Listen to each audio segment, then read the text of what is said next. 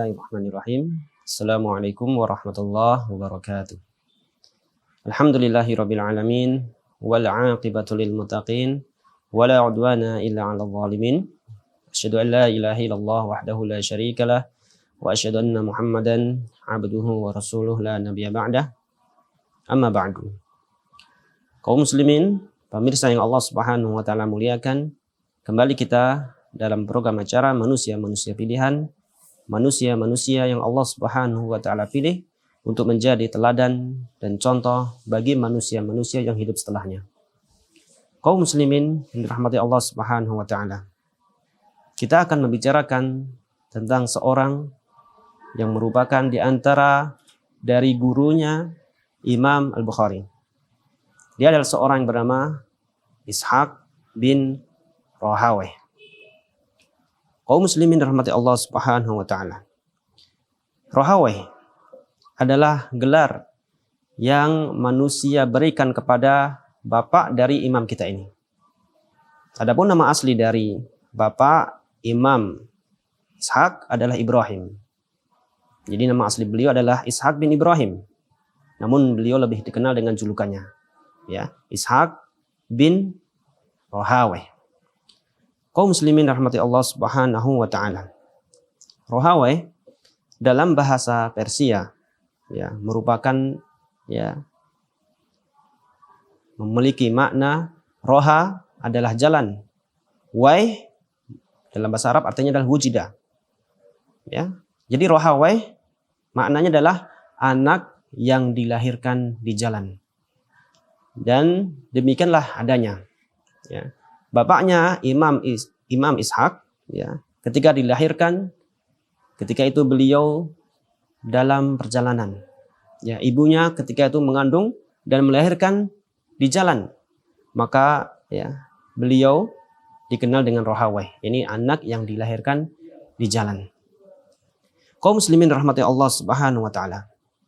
Imam kita Ishaq bin Rahawayh, ya, ada juga di sana beberapa ulama yang menyebutnya dengan Ishaq bin Rahuyah.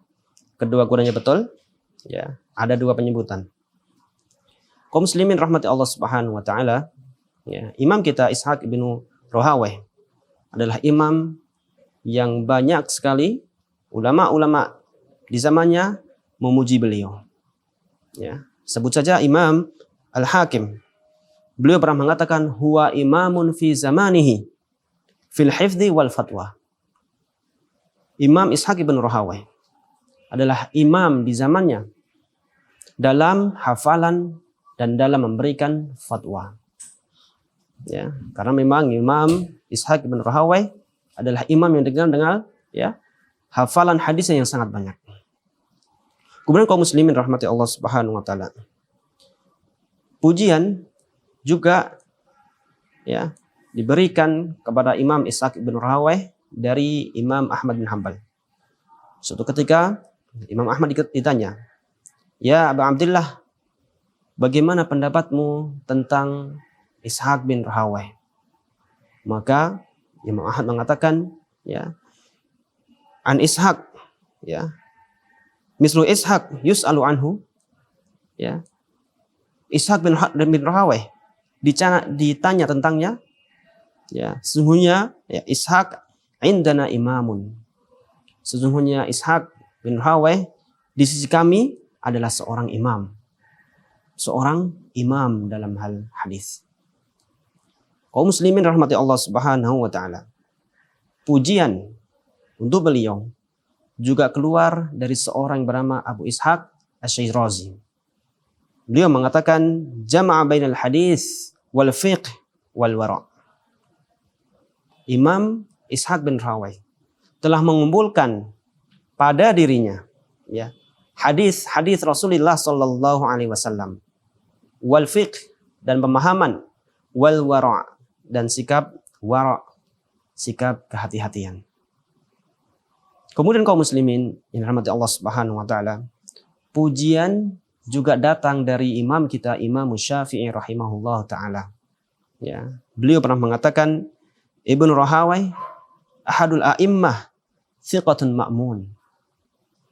Ibnu Rahawayh, yakni Ishaq bin Rahawayh adalah salah satu dari imam-imam dan dia adalah orang yang thiqah lagi terpercaya. Kaum muslimin rahmati Allah Subhanahu wa taala, perlu kita ketahui sesungguhnya Imam Syafi'i ya merupakan lawan debat dari Imam Ibnu Rahawayh. Akan tetapi ya meskipun ya mereka berdua pernah terjadi dalam hal perselisihan ya, akan tetapi tidak menutupi kenyataan.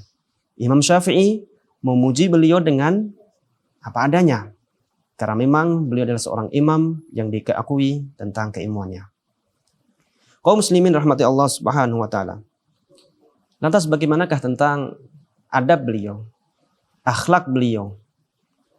Pemirsa yang Allah Subhanahu wa taala muliakan.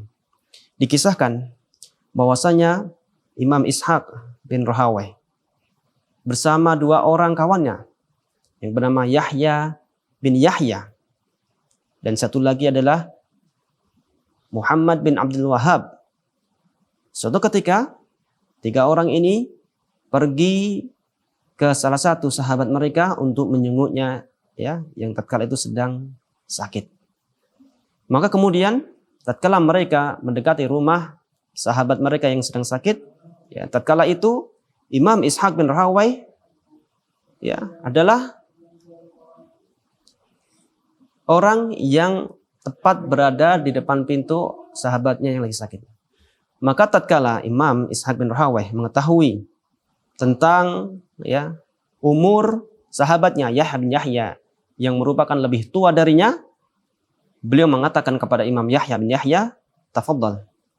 Silahkan, taqaddam, majulah. Anda terlebih dahulu yang masuk ke dalam rumah." Mendengar ya perkataan dari Imam Ishaq bin Rahawayh, Imam Yahya mengatakan, "Bahkan Anda yang masuk duluan, ya Imam." Maka mendengar jawaban dari Imam Yahya, Imam Ishaq mengatakan, "Ya Imam, sungguhnya aku mengedepankanmu karena engkau adalah orang yang lebih tua dariku." Kemudian mendengar tuturan dari Imam Ishaq, ya, mendengar tuturan dari Imam Ishaq, Imam Yahya bin Yahya mengatakan, "Benar, aku lebih tua darimu, tetapi engkau lebih berilmu dariku. Maka masuklah ya mendahului kami."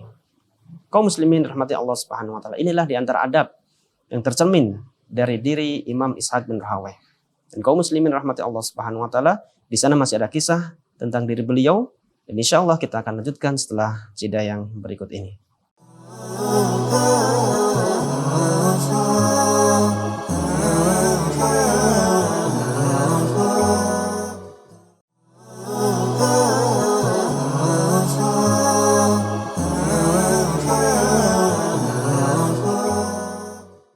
Alhamdulillah, wassalatu wassalamu ala rasulillahi amma ba'du.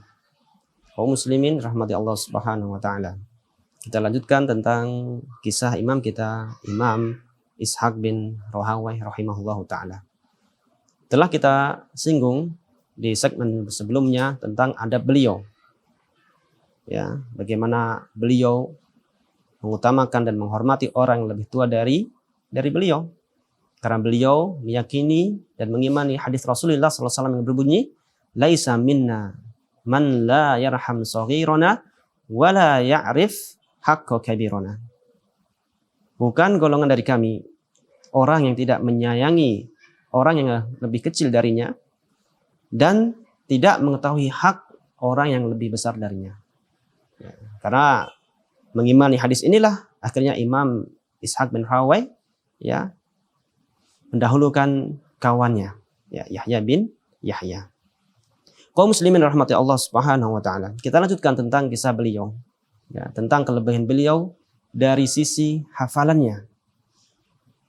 Suatu ketika beliau pernah mengatakan, ya, "Ma kuntu asma'u syai'an illa hafidtuhu."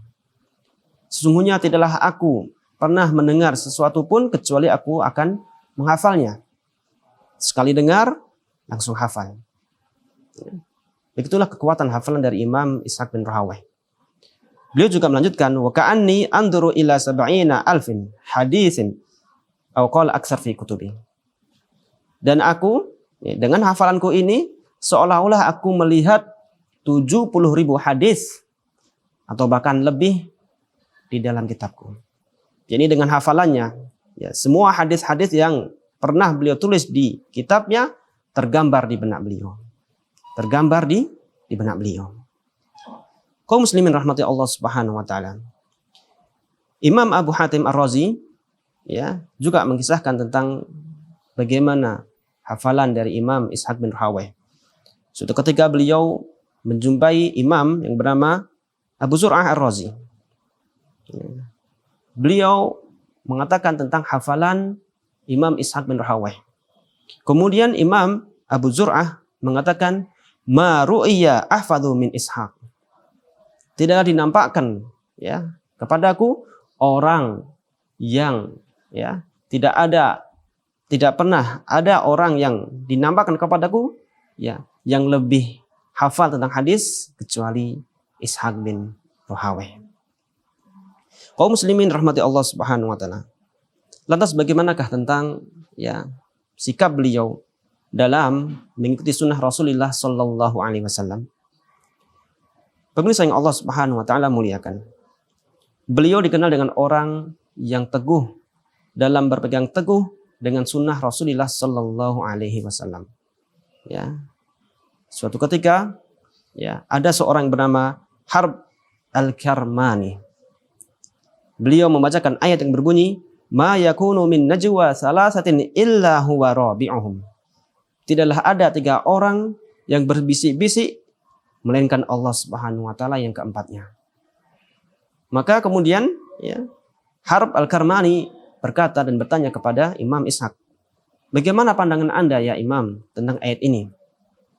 Maka Imam Ishaq bin Rahawayh pun mengatakan, haitsuma kunta fahuwa aqrabu ilaika min hablil warid. Ya, dimanapun Anda berada, sesungguhnya Allah Subhanahu wa taala dekat atau bahkan lebih dekat, ya, denganmu, ya, lebih dekat dari, ya, urat leher. Beliau melanjutkan, ya, wa huwa ba'inun min khalqih. Dan Allah Subhanahu wa taala tidak menyatu dengan makhluknya. Allah Subhanahu wa taala terlepas, ya, dari makhluknya. Ya. Wa abyanu fi dzalika qauluhu ta'ala ar-rahmanu 'alal 'arsy istawa.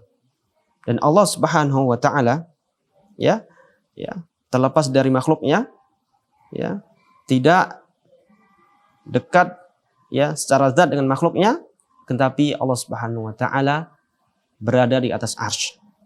Dan ayat Al-Qur'an yang menjelaskan hal itu adalah firman Allah Subhanahu wa taala, ar-rahmanu 'alal 'arsy istawa. Allah Subhanahu wa taala yang Maha Pemurah beristiwa di atas arsy. Kaum muslimin rahmati Allah Subhanahu wa taala. Ini menunjukkan kepada kita tentang pemahaman ulama salaf pada zaman dahulu. Bahwasanya mereka meyakini Allah Subhanahu wa taala dekat dengan makhluknya, yakni dengan ilmunya. Akan tetapi zat Allah Subhanahu wa taala Maha tinggi di atas arsy-Nya. Imam Ishaq bin Rahawayh juga pernah mengatakan, ijma'u ahli ilmi annahu ta'ala 'alal arsy istawa wa ya'lamu kulla syai'in fi asfalil ardis sabi'ah. Sesungguhnya Allah Subhanahu wa taala, ya, menurut kesepakatan ulama ahli ilmi, bahwasanya Allah Subhanahu wa taala beristiwa di atas arsy, bersemayam di atas arsy, dan dengan ilmunya Allah Subhanahu wa taala mengetahui segala sesuatu yang ada di bumi, bahkan di lapisan ketujuh dari lapisan bumi. Kemudian kaum muslimin yang dirahmati Allah Subhanahu wa taala, Imam Ishaq bin Rahawayh juga pernah diajak diskusi dengan orang ahli kalam, orang yang, ya, lebih mengedepankan akalnya. Ya, datang beberapa orang dari ahli kalam mengatakan, kafarna bi rabbi, ya, kafarna bi rabbi yanzilu minas sama ila sama. Ya, orang ahli kalam ini mengatakan sesungguhnya kami kufur, ya, dengan Rabb yang turun dari langit ke langit. Ya, maka mendengar ucapan dari ahli kalam yang sembarangan ini, Imam Ishaq bin Rahawayh mengatakan, amantu bi rabbi yaf'alu ma yasha. Sesungguhnya aku, ya, beriman dengan Rabb yang, ya, melakukan sesuai dengan apa yang Dia kehendaki. kaum muslimin rahmati Allah Subhanahu wa taala, tentunya ini adalah pemahaman dari akidah Ahlussunnah wal Jamaah. Karena pemahaman dari akidah salaf yang meyakini bahwasanya Allah Subhanahu wa taala turun ke langit dunia. Sebagaimana Rasulullah SAW pernah bersabda, "Yanzilu Rabbuna tabaraka wa ta'ala ila sama'id dunya kullal lailah hina yabqa thuluthil lail akhir." Allah Subhanahu wa taala turun ke langit dunia setiap malam tatkala tersisa sepertiga malam terakhir. Inilah kaum muslimin rahmati Allah Subhanahu wa taala tentang akidah Imam Ishaq bin Rahawayh. Dan kita akan lanjutkan tentang bagaimanakah kisah beliau yang lain setelah jeda yang berikut ini.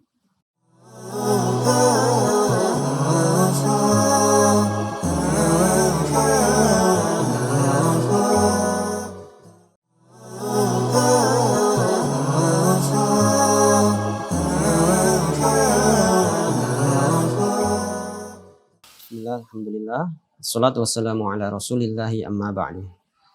Kaum muslimin dirahmati Allah Subhanahu wa taala, kita lanjutkan tentang kisah imam kita, Imam Ishaq bin Rahawayh rahimahullahu taala. Pemirsa yang Allah Subhanahu wa taala muliakan, pada segmen yang ketiga ini kita akan membicarakan tentang kisah beliau berdebat dengan imam yang lain. Dan imam tersebut adalah Imam Muhammad bin Idris Asy-Syafi'i rahimahullahu ta'ala. Ada beberapa kisah tentang debat beliau dengan Imam Syafi'i. Tetapi kita akan sebutkan salah satu dari debat yang terjadi antara mereka berdua. Kaum muslimin rahmati Allah Subhanahu wa ta'ala, dikisahkan bahwasanya Imam Ishaq bin Rahawayh pernah suatu ketika berdiskusi dan berdebat dengan Imam Syafi'i tentang suatu perkara, bab fikih. Pernah suatu ketika Imam Ishaq bin Rahawayh menjumpai Imam Syafi'i dan mengatakan tentang perihal sama dari kulit hewan bangkai. Beliau mengatakan, bagaimana pendapat Anda tentang kulit dari bangkai? Apakah bisa disucikan dengan cara disamak? Dengan cara disamak. Disamak ini artinya adalah kulit dari hewan itu dipisahkan dari dagingnya, kemudian dikeringkan, kemudian diberi zat-zat khusus untuk mengeringkan dan menghilangkan daging-daging dan bau yang menempel di kulit tersebut. Imam Syafi'i berhujjah dengan hadis yang diriwayatkan oleh Az-Zuhri dari Ubaidillah bin Abdullah, dari Abdullah bin Abbas, dari Maimunah, bahwasanya Rasulullah SAW pernah bersabda, "Hal lan tafa'tum bi ihabiha?" Hal lan tala'tum bi jildiha? Tidaklah kalian mengambil manfaat dari kulit bangkai tersebut? Kaum muslimin rahmati Allah Subhanahu wa taala. Ini adalah pandangan Imam Syafi'i yang mengatakan bahwasanya kulit hewan yang mati menjadi bangkai, yang disembelih bukan menurut syariat Allah Subhanahu wa taala, mati mungkin tertabrak atau mati karena hal yang lain, menjadi bangkai, bisa disucikan dengan cara disamak. Maka tatkala mendengar dari Imam Asy-Syafi'i ini, Imam Ishaq bin Rahawayh menuturi dan menimpali pandangan dari Imam Syafi'i. Hadithu Ibnu Ukaim. Sungguh di sana ada hadis yang diriwayatkan oleh Ibnu Ukaim. Kataba ilaina Rasulullah sallallahu alaihi wasallam qabla mautihi bi syahrin. Hadis Ibnu Ukaim yang mengatakan sungguhnya Rasulullah sallallahu alaihi wasallam menulis surat kepada kami sebulan sebelum beliau wafat. Rasulullah bersabda, "La tantafi'u minal mayyitati biihabin wala asobin."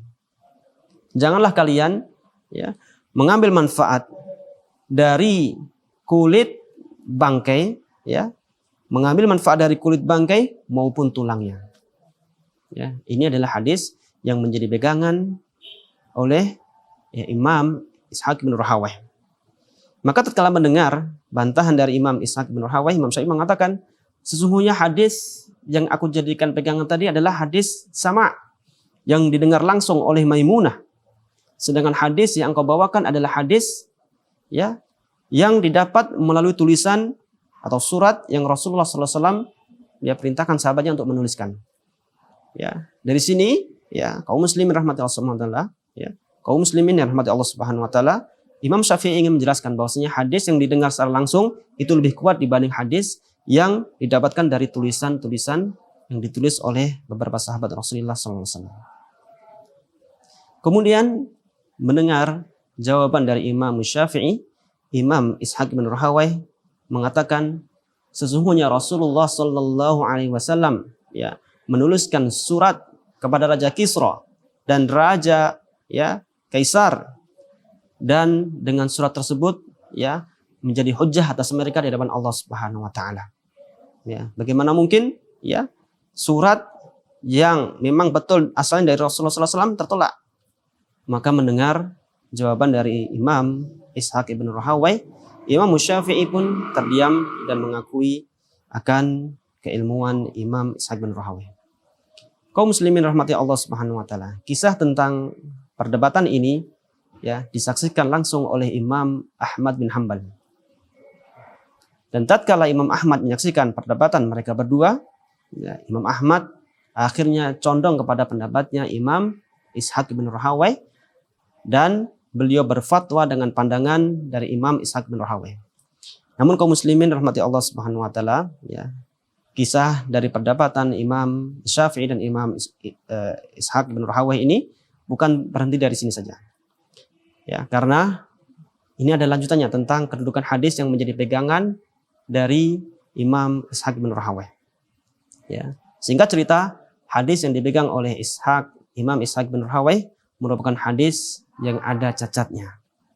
Akhirnya, tatkala di kemudian hari Imam Ishaq bin Rahawai mendapati hadis yang menjadi pegangan beliau adalah hadis yang ada kelemahan di dalamnya, beliau pun akhirnya merujuk kepada pendapatnya Imam Syafi'i. Karena hadis yang diriwayatkan dan menjadi sandaran ya oleh Imam Syafi'i, hadisnya sahih dan tidak ada cacat di dalamnya.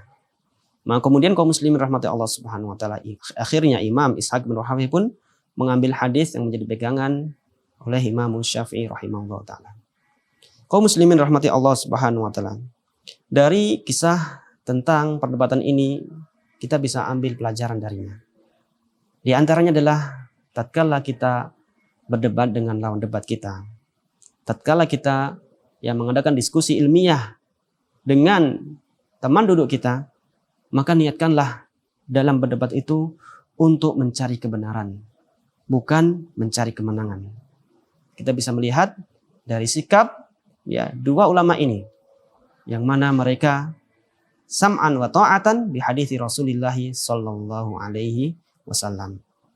Kaum muslimin yang dirahmati Allah Subhanahu wa taala, demikianlah ya, kisah dari imam kita Imam Ishaq bin Rahawai yang bisa kita ceritakan pada edisi kali ini, dan insya Allah kita akan lanjutkan dengan kisah imam-imam yang lain ya di pertemuan yang akan datang, dan kita akhiri dengan doa kafaratul majlis. Subhanakallahumma bihamdika asyhadu an la ilaha illa anta astaghfiruka wa atubu ilaik. Assalamualaikum warahmatullahi wabarakatuh.